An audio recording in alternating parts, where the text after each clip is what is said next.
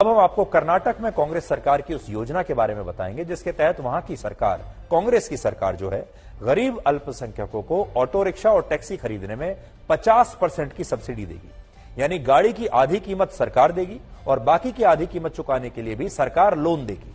अब आप खुद सोचिए कि कर्नाटक में अगर आज किसी गरीब व्यक्ति ने अल्पसंख्यक नहीं बल्कि बहुसंख्यक समाज में जन्म लिया हो तो वो अपने आप को आज कितना कोस रहा होगा।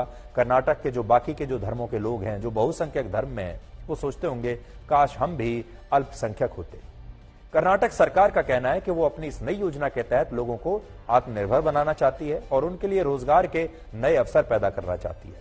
लेकिन दूसरी तरफ वो ये भी कहती है कि इस योजना का लाभ सिर्फ गैर हिंदुओं को ही मिलेगा। ये योजना हिंदुओं के लिए नहीं है।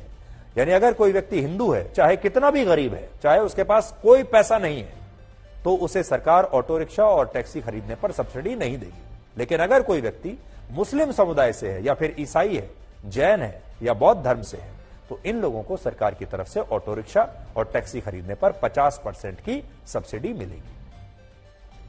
इस हिसाब से अगर कोई गैर हिंदू व्यक्ति 5 लाख रुपए की कोई नई गाड़ी टैक्सी में चलाने के लिए खरीदता है तो उसे सरकार से 2.5 लाख रुपए की सब्सिडी मिल जाएगी और जो बाकी 2.5 लाख रुपए रह जाएंगे उनमें भी 2 लाख रुपए सरकार उसे लोन के रूप में देगी। लेकिन अगर कोई हिंदू व्यक्ति यही 5 लाख रुपए की गाड़ी खरीदे तो उसे ना तो सरकार से 50% की सब्सिडी मिलेगी और ना ही सरकार की तरफ से उसे इस योजना के तहत कोई लोन दिया जाएगा। कर्नाटक के हिंदुओं को बैंकों में ही लोन के लिए धक्के खाने होंगे और उनके लिए कोई सब्सिडी भी नहीं होगी। लेकिन जो गैर हिंदू हैं उन्हें 8 लाख रुपए तक के ऑटो रिक्शा और गाड़ी खरीदने पर 50% की सब्सिडी और इसके तहत अतिरिक्त सरकारी लोन की सुविधा भी मिलेगी। इसके अलावा कर्नाटक के अल्पसंख्यक वर्ग में भी इस योजना का लाभ सबसे ज्यादा या तो मुसलमानों को मिलेगा या फिर ईसाई धर्म के लोगों को मिलेगा। कर्नाटक में 96 लाख लोग अल्पसंख्यक समुदाय में आते हैं, 96 लाख, जिनमें लगभग 79 लाख यानी 82% सिर्फ मुसलमान है। यानी ये प्राइमरी मुख्य तौर पर ये जो योजना है ये मुसलमानों के लिए है। 12% ईसाई हैं और बाकी धर्मों की आबादी 5% या उससे भी कम है। यानी आंकड़ों से समझे तो इस योजना का सबसे ज्यादा फायदा मुसलमानों और ईसाइयों को होगा। हालांकि सरकार का कहना है कि अल्पसंख्यक वर्ग में भी वही लोग इस योजना का लाभ ले सकेंगे जिनके परिवार की वार्षिक आय 4.5 लाख रुपए से कम होगी। अब सोचिए कर्नाटक में ऐसे कितने हिंदू परिवार होंगे जिनकी वार्षिक आय इससे कम होगी, लेकिन उन्हें भी फिर भी इस योजना का कोई लाभ नहीं मिलेगा और इसका कारण सिर्फ यह होगा कि वो लोग हिंदू हैं। कर्नाटक में जब से कांग्रेस पार्टी की सरकार आई है तब से उस पर तुष्टीकरण की राजनीति के आरोप लग रहे हैं।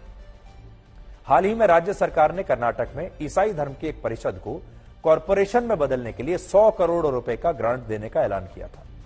इसके अलावा वक्फ बोर्ड की संपत्तियों के संरक्षण और उनके सुधार के लिए कांग्रेस की सरकार ने 20 करोड़ रुपए देने का ऐलान किया है। और यह स्थिति तब है जब भारत के बाकी राज्यों की तरह कर्नाटक में मस्जिदों का नियंत्रण सरकार के पास नहीं है बल्कि वक्फ बोर्ड के पास नियंत्रण है।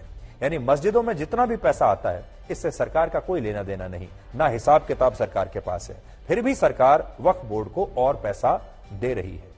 दूसरी तरफ मंदिरों का नियंत्रण केंद्र और राज्य सरकारों के पास है और मंदिरों में जो चढ़ावा आता है उसमें सरकार का सीधे तौर पर कंट्रोल होता है। फिर भी सरकार को मंदिरों से जितना पैसा मिलता है उतना वो मंदिरों के वार्षिक बजट के लिए उन्हें नहीं देती। यानी सेकुलर भारत में मस्जिदों का नियंत्रण वक्फ बोर्ड के पास है, चर्चेज का नियंत्रण ईसाई धर्म की संस्थाओं के पास है, गुरुद्वारों का नियंत्रण गुरुद्वारों की प्रबंधक कमेटी के पास है, लेकिन मंदिरों का नियंत्रण सरकारों के पास है। और फिर भी यह कहा जाता है कि हमारे देश में अल्पसंख्यकों के अधिकार सुरक्षित नहीं है।